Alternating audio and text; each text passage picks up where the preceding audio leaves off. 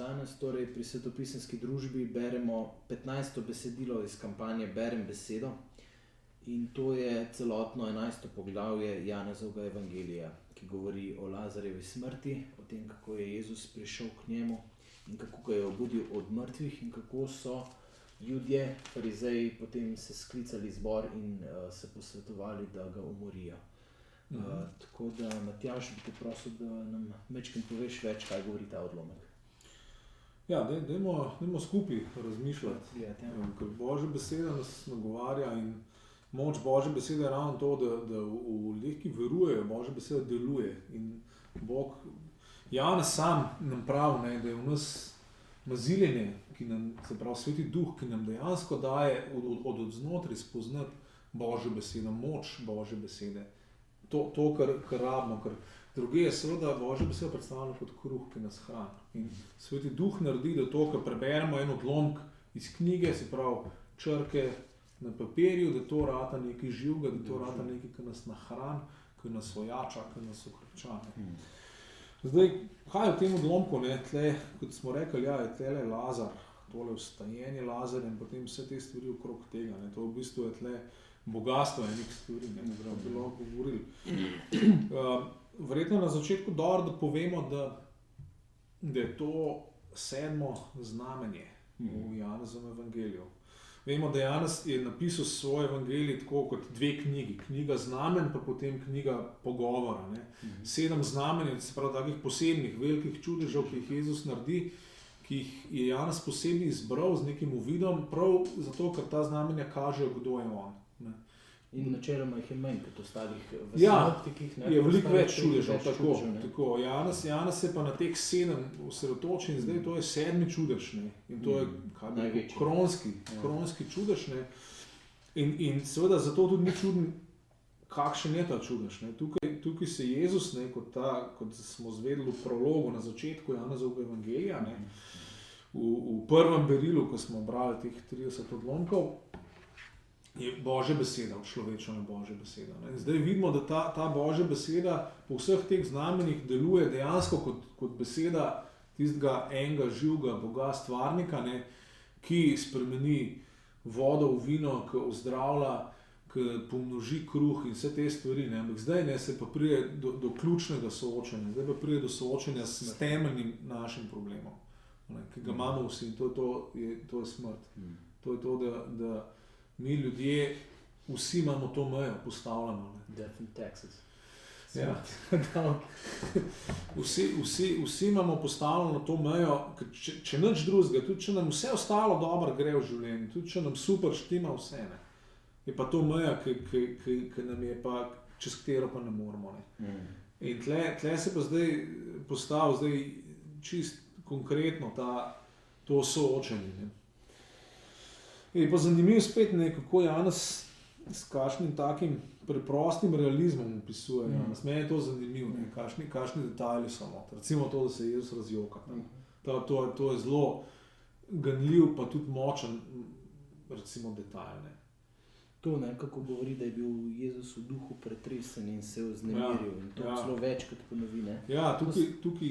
Se mi zdi, da govori res z eno tako prepričljivostjo nekoga, ki je bil zraven. Ki je to videl. No, ali pa tam, ki pravi, recimo, kar pove Tomaž apostol, ki sliša, da je umrl, je tudi pretresen, če pojmo, pa bomo še mi umrli. Hecki je nespoliran tekst, ki je taka nebuloza, ki je čist brez veze. Čist neprečiščen v tem smislu. Sam ravno tukaj vidimo, kako je to ena realna zgodba vpeta v dejanske konkretne dogodke. In seveda Janez tle kot očividec govori o tem. In seveda, to je znamenje, se pravi, to ni sam čudež, kar je tukaj. To je to, kar imamo pred očmi, je Božja beseda v še enem malo globljem pomenu. To je to, kar mi opazujemo, to, kaj se je zgodilo. In seveda Jezus tudi govori zraven. Vidimo dejansko Boga na delu, vidimo Boga razodetega. In vidimo točno to, kar Bog hoče v naših življenjih tudi delati. To, kako Jezus zatrdi, jaz sem vstajenje. Jaz sem vstajenje in življenje. Kaj res to konkretno pomeni za mene danes? Ker Jezus reče, jaz sem vstajenje in življenje, kdor vame veruje, bo živel tudi če umre. In vsakdo, ki živi in vame veruje, vekomaj ne bo umrl. Ja. Pol vpraša, veruješ v to? Kaj pomeni, če veruješ v to? Ja, to nas Jezus vse nas zdaj sprašuje. Vse nas zdaj sprašuje. A verujete v to? Zanimivo, ni zanimivo, da glih slovenska statistika lepo pokaže, da glih tle vera kristjanov strmo padenje. Saj se nekoliko veruje v Boga, pa še kaj drugega se tudi še veruje. Višjo silo, recimo. Ja, ampak to, da je Bog močnejši od smrti, da je tle večno življenje. Večno in v času in v kvaliteti, ker to moramo vedeti. Ker Biblija govori o večnem življenju, mi slišimo samo časovno dimenzijo, ampak izviren izraz pa celo bolj govori o kvaliteti. Govori o kvaliteti polnega božjega življenja, seveda, ki ima med drugim tudi to lastnost, da nima konca. Ampak to je življenje v prihodnem veku, v tem obljubljenem veku, ko Bog obnovi svet. Ampak ki ga pa delno kristjani lahko tako je, seveda, po svetem duhu je to že tukaj prisotno. In zato Jezus zatrdi tako spet nezaslišano stvar. Kdor vame veruje, ne bo umrl.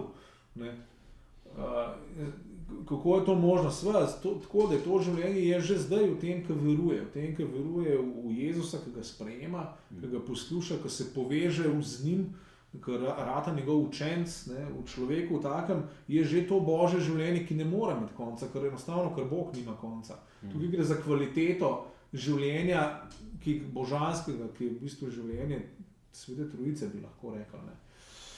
Ja, in to je vprašanje, kaj to danes pomeni. Ja, Jezus vsem, zmeri, vedno nam prihaja nasproti s tem enim vprašanjem, a veruješ? A veruješ? A verujem? To se mi zdi, da je tako na nek teoretični ravni, to čist easy reči, jaz sem kristjan, jaz verjamem, Ja. Ampak ko se začneš pa spraševati, pa ko vse tiste aplikacije, ko potegne, če je pa to res, če pa Jezus res Bog, tako kot je rekel, da je, pa to spremeni vse, absolutno vse. In pol je res tisto,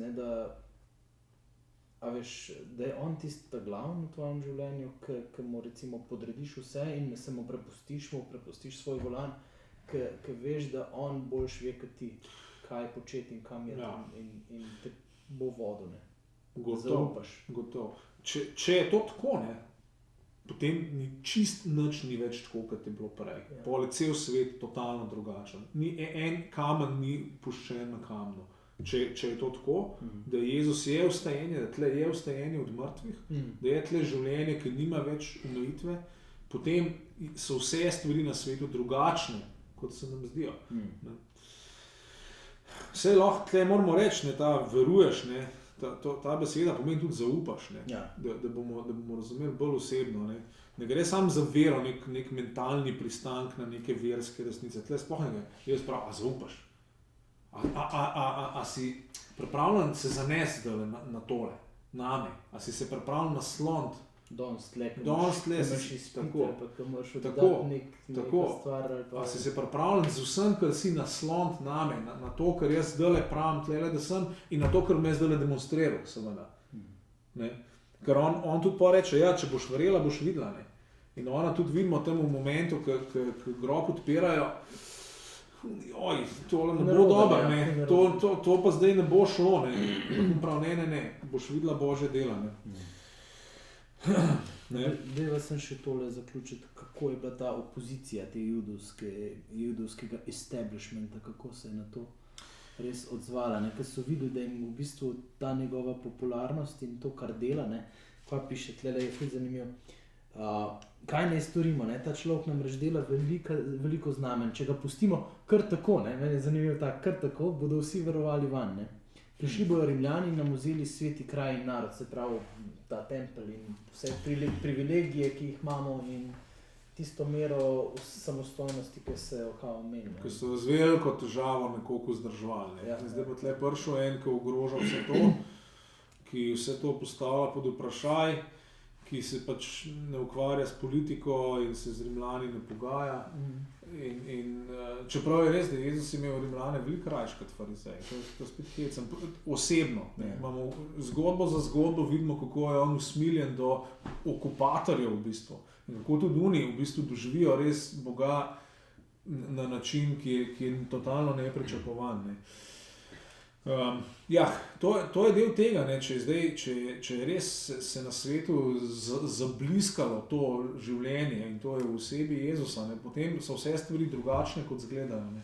In seveda to pa tistim, ki so na pozicijah moči, ne bo to politična moč, ne bo to ekonomska moč, ali pa ne bo to duhovna, ne vem, religiozna moč, vse te pozicije ratejo ogrožene s tem. Ne.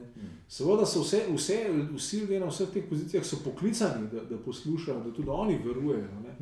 Da tudi oni sprejmejo to preobrazbo. Ne. Sam seveda je dosti lažje se ljudem, ki nimajo nič oklent, ki nimajo moči, kot pa ljudem, ki navidezno imajo. Iz svojega ega, iz tega, kar oni navidezno mislijo, da imajo, iz tega, kar oni navidezno mislijo, da razumejo, ne, kot drugje Jezus tam prav s farizejem v 9. poglavju s farizeji, ki ima spet to konfrontacijo, ne, prav, vi pravite, da vidite, ne, in zato vaš greh ostane. Ne. Jaz sem prišel, ne, da dam unim, ki so slepi, da dam vid in da uslepim une, ki mislijo, da vidijo. Ne. To pa je zdaj ta ostrina tega meča, ne, ki pride. Meč Božje besede pride in razdeli. Ne. In zmeri je tudi opozicija temu, da Bog vstopi v en prostor in da prinese svoje življenje, svoje zdravljenje, odpuščanje, ne, to luč, ki jo imamo tukaj. Hvala.